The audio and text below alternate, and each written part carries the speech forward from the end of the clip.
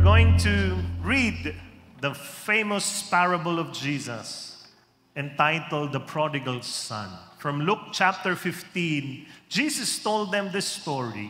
A man had 2 sons. The younger son told his father, I want my share of your estate now before you die. Who are fathers here? Can I see the hands of fathers? I want you to imagine this. Yung anak nyo lumapit sa inyo at sabi sa inyo, Daddy, mamamatay ka rin naman, bigay mo na yung mana ko. Ano mararamdaman nyo? Diba? Parang very offensive. Mamamatay ka rin naman, bigay mo na yung mana mo. Ang mahirap niyan, sabi mo sa anak mo, tamang-tama, hiningi mo yan. Ang mamanahin mo, lahat ng utang ko. Oh, sayang. But you know what happened? Look at the passage. Tingnan nyo, anong sabi? So, his father agreed. Sabi nyo nga, agreed. Pumayag.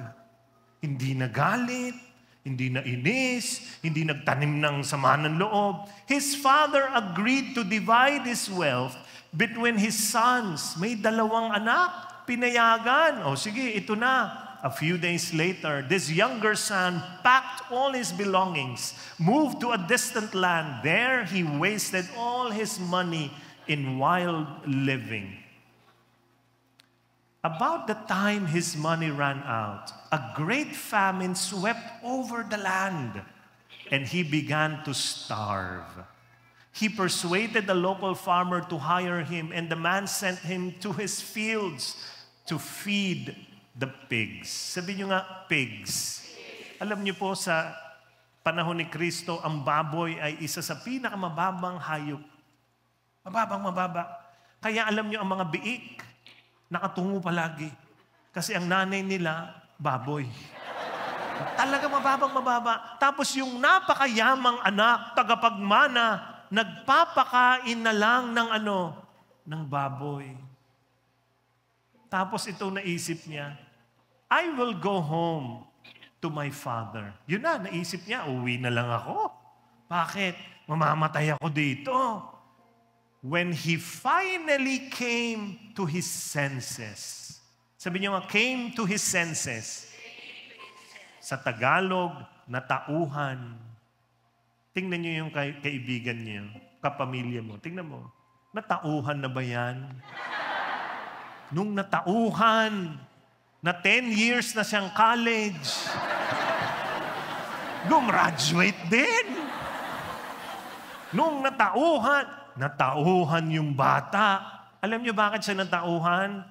Kumulo ang kaniyang tiyan. Babaw ng dahilan. Babaw. Hindi man lamang natauhan ako kasi nasaktan ko tatay ko. Hindi. Natauhan siya kasi kumulo ang kaniyang tiyan. So itong plano niya, I will go home to my father and say, may script na siya sa isip niya, Father, I have sinned against both heaven and you, and I'm no longer worthy of being called your son. Please take me on as a hired servant. Scripted sa isip. Tapos umuwi siya.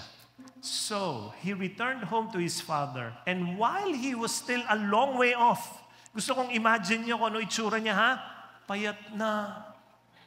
Payat. Hindi makikilala ng mga tao. But not the father. Kitang-kita nung tatay. Kilala niya ang lakad ng anak niya. Parents who are here, raise your hands, parents. Di ba alam na alam niyo ang lakad ng anak niyo? Di ba? Naglalakad, naririnig niyo yung, ayan na, kuya mo. Tapos narinig niyo, bumukas yung ref. Hindi. Yan yung bunso. Ha? Ang layo pa lang, kita na niya, kilala na niya kung sino. And you know what happened? While he was still a long way off, his father saw him coming. Filled with love and compassion, he ran to his son. Tumakbo para paluin. Pagalitan. Yun ba? Hindi. Para yakapin at paghahalikan. Pagkatapos ng ginawa, ang binigay, biyaya. Grabe, no? Pagkatapos ng ginawang masama, ang kapalit, pagpapala. Tapos, nagsalita yung anak. Father, I have sinned against both heaven and you, and I'm no longer worthy of being called your son. But his father said to the servants, quick, bilisan nyo, bring the finest robe in the house, put it on him, put a ring on his finger and sandals for his feet. Anong ibig sabihin? Suotan nyo ulit. Yung dati niyang suot. Ilagay nyo lahat. Tapos meron siya sinabing napakaganda, and kill the calf we have been fattening. Sa Tagalog, pag binasa niyo sa Biblia sa Tagalog, ako ang Bible ko noon, Tagalog, hindi English. Alam niyo sabi sa Tagalog? Patayin ang pinatabang guya. Alam niyo yung pinatabang guya? Alam niyo yung guya? Chocolate. Ha? Goya yun, Goya. Mali. No. Pinatabang guya. Alam niyo bakit niya pinataba? Alam niyo, babalik yung anak niya. Alam niya. Kaya, nung umalis pa lang, magpataba tayo nito, ha? Kasi pag uwi niyan, magpa-party tayo. Kasi uuwi yan. Uuwi. Sigurado ako. Uuwi yan. Hindi marunong magtupi ng damit yan. Hindi marunong mamalansya. Hindi ako makain ng walang alam, uuwi yan. Kaya nung dumating na, yung pinataba natin, yung pinlano natin, na pagbalik dito, party. Kilala ng tatay. Tapos sabi niya, we must celebrate with a ito yun. Lahat tayo, walang exceptions, kasama po ako, ay ang prodigal son. Kaya every time we come to the feast, we come here and tell the Lord, Lord, I am not worthy. I am not. Makasalanan ako, Panginoon. And look what the Father will do to us. We will celebrate with the feast. For the son of mine was dead, and he's now returned to life. He was lost, now he is found. Tapos anong sabi doon? Ready, go!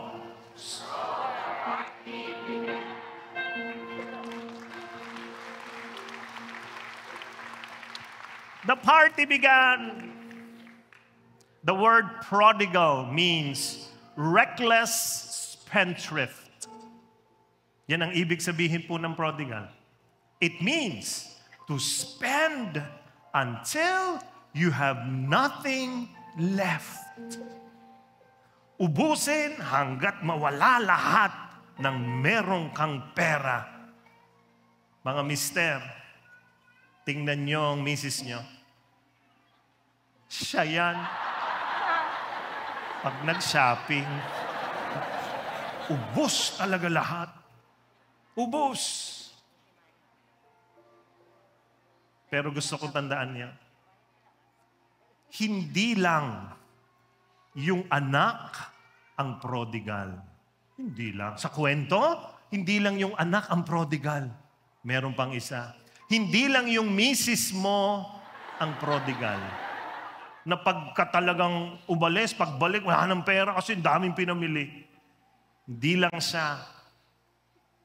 Meron pa. Panoorin niyo tong video ko. Watch this. Alam niyo, walang misis na pumapangit. Basta laging may budget.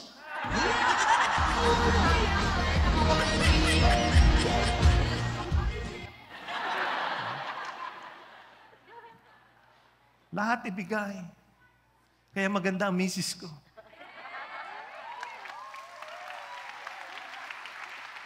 Ganun kaagad. Pag humingi ng pera, wallet ang binibigay. Hindi yung, love, meron ka bang 500 dyan? Wallet kaagad. Para makita niya, 300 lang laman. In the story, it was not just the son who was prodigal. Meron pang isang prodigal. When we speak about reckless, you will notice the son was not the only reckless spendthrift. The father was also a prodigal. The father gave recklessly. He offered what his younger son asked for. Anong sabi? Bigay mo na sa akin yung mana ko. Hinati ka agad. Oh, yan na. Tapos inubos. Pagbalik, anong ginawa niya? He showered once again his son with all precious gifts. Nako, nagpa-party pa. The father is the extreme prodigal in the story. Gusto ko nakatayo kayo habang nagtutok ako, ha? 20 minutes lang. 20 minutes pa. Our Heavenly Father is the reckless spendthrift. Siya rin. He gave us everything, including His only Son. Sabi niyo nga, only Son. Only son. Alam niyo, sino sa inyo mga magulang na maraming anak? Marami kayong anak. Pag marami kang anak, pag inisip mo at hiningi sa'yo yung isa, dahil marami kang anak, parang kaya mo mamili. O ito na lang, makulit to eh. Ikaw. Sa inyo lang yan. Pero kung iisa, ay ayaw mong ibigay. But the Heavenly Father gave everything, including His only Son.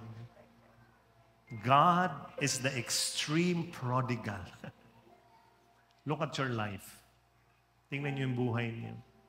Hindi ka naman karapat-dapat makatanggap niyan. Pero anong ginawa ng Diyos? Ibinigay sa iyo.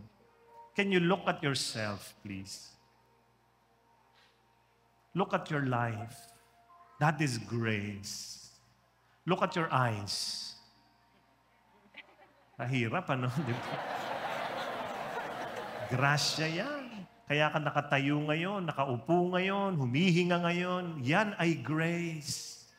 Tingnan mo yung katabi mo. Tingnan mo. Tumataba. That's abounding grace. Tumataba sa pagpapala.